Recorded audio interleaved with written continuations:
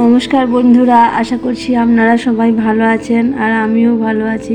কিন্তু যা তাপমাত্রা গরম পড়েছে, সেক্ষেত্রে ভালো আছি এটা বলাটাও কেমন একটা ব্যাপার হয়ে যাবে, তাই না?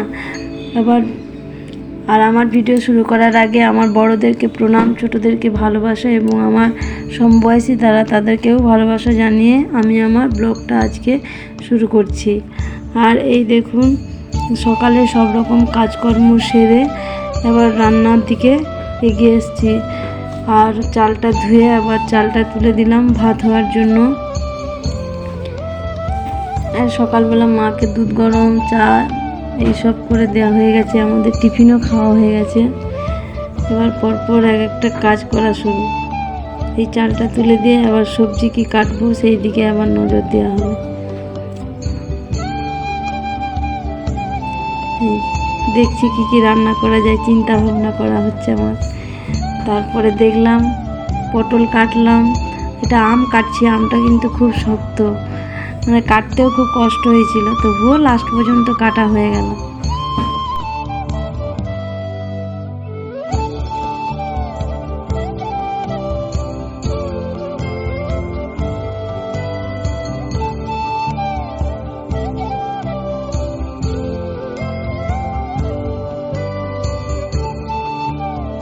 এদিকে আম কেটে নিচ্ছি আর ভাবছি একটু গরম তো, গরমের জন্য কোনো কিছু রিচ মশলা জাতীয় খাওয়ার ভালো লাগছে না, তার জন্য একটু আমের চাটনি আর পটল ভাজা, শাক ভাজা আর ছোলার ডাল। আজকে বৃহস্পতিবার, আমাদের আজকে নিরামিষ, তাই জন্য নিরামিষ খাচ্ছি।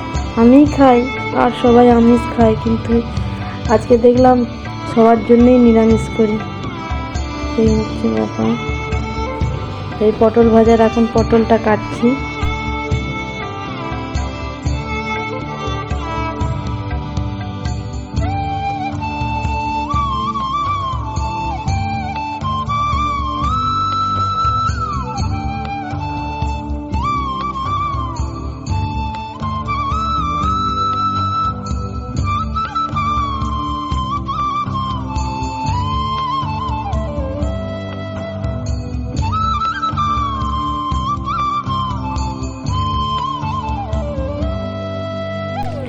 এরপর ছোলার ডাল করব, সেই ছোলার ডালের সঙ্গে একটু আলু দিয়ে, কারণ ভাত দিয়ে খাওয়া হবে তো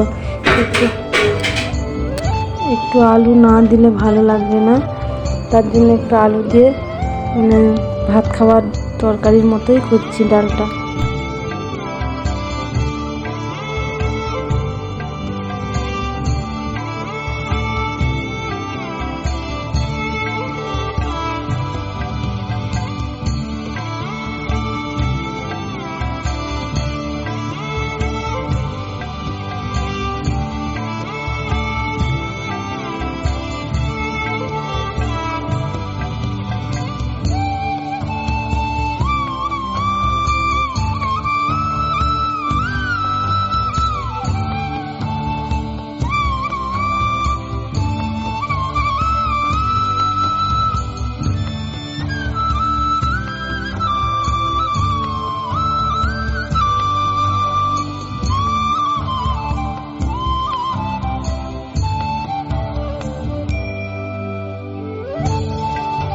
আমাদের এদিকে এই ছোলার ডাল আর আলু এই প্রেসারের মধ্যে তুলে দিলাম, দিয়ে দুটো সিটি দিয়ে দেবো। সিটি হয়ে গেলেই আবার ডালটাকে কড়াইয়ের মধ্যে দেবো।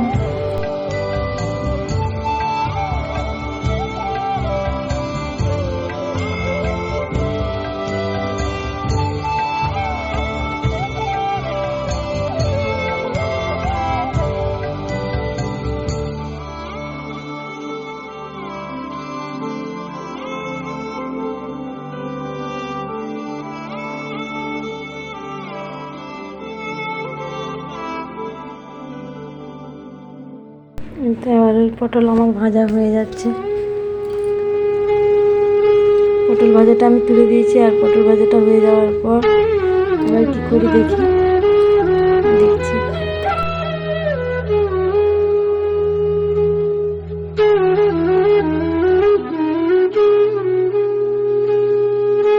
এদিকে ভাত আমার হয়ে গেছে। এদিকে ভাত, আমার পটল ভাজা, আমার ডালটা করবো, শাক ভাজছি। এখন শাকটা কোটা হয়ে গেছিলো, এবার শাকটা ভাজছি, তারপরে ডালটা করবো।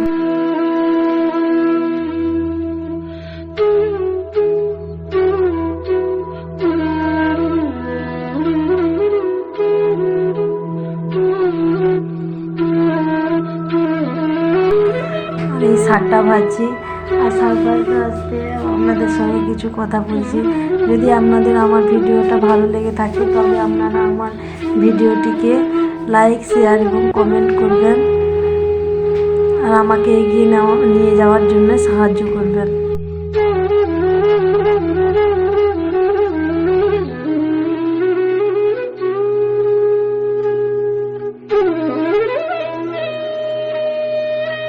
এবার আমি ডালটা তৈরি করছি। প্রথমে লঙ্কা, তেজপাতা আর জিরে ফোড়ন দিয়ে দিলাম।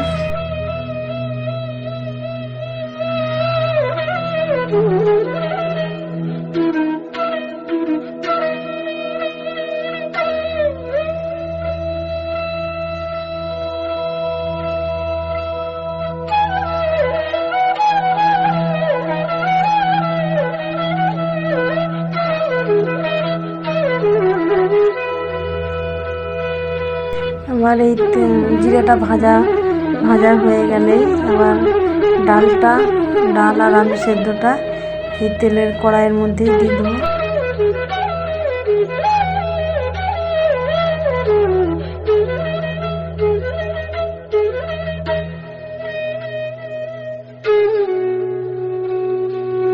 দিয়ে দিলাম, এবার ডালটা দিয়ে দিলাম কড়াইয়ের মধ্যে।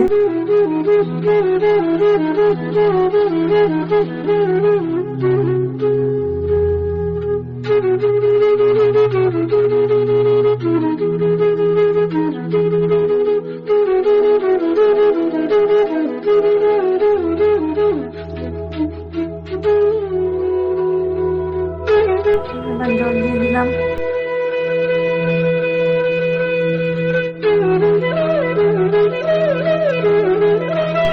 এবার ডালটা একটু ফুটুক।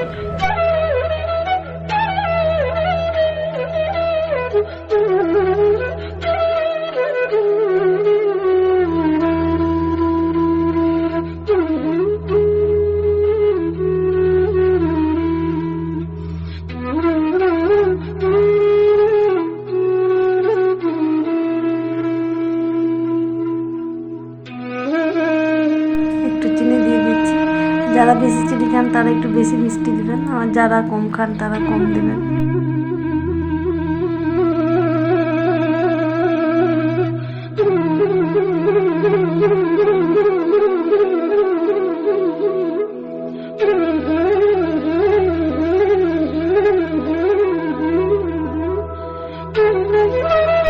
অনেকে মশলাও দেন, ধনে গুঁড়ো, জিরে গুঁড়ো, কারণ আমি বেশি মশলা ব্যবহার করছি না। একেবারে গরম মশলা একটু ভেজে নিয়ে তার সঙ্গে জিরে দিয়ে দিচ্ছি। জিরে গুঁড়ো করে এই মশলাটাই একটুখানি লাস্টে নামানোর আগে দিয়ে দেবো। আর সামান্য একটু ঘি দিয়ে দেবেন, তাহলে খেতে খুব ভালো লাগবে।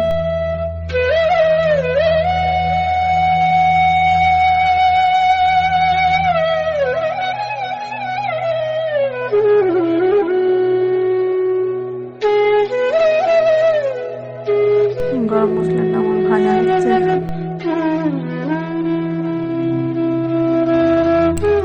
গরম মশলা আমার ভাজা হয়ে গেল।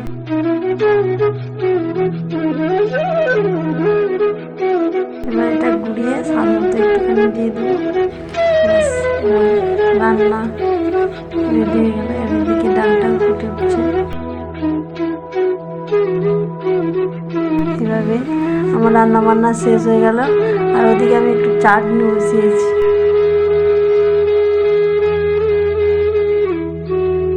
আমটা কেটে চাটনি বসিয়েছি। এইভাবেই আমি আমার ভিডিওটা শেষ করলাম।